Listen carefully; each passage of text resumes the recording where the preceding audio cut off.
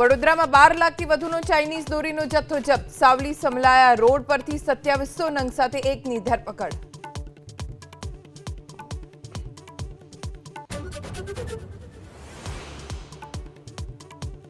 Delhi car વિસ્ફોટને લઈને નવો ખુલાસો. 29 ઓક્ટોબરથી 10 નવેમ્બર સુધી ડોક્ટર ઉમરે i20 કારને લઈ દિલ્હીના અલગ અલગ વિસ્તારોમાં લગાવ્યા ચક્કર. ઇન્ડિયા ગેટ, કર્તવ્ય પથ સહિતના વિસ્તારોમાં દેખાઈ હતી કાર. બિહાર વિધાનસભા ચૂંટણીમાં હાર બાદ લાલુની દીકરી રોહિણી આચાર્ય પરિવાર સાથે તોડ્યા સંબંધ.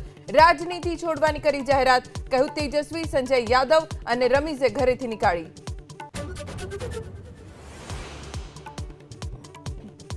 કોલકાતા ટેસ્ટના બીજા દિવસે ભારતીય સ્પિનર્સ છવાયા. કુલ 15 વિકેટ ઝડપી. દક્ષિણ આફ્રિકાની 63 રનની લીડ. ભારત માટે વિજયનો માર્ગ મોકળો.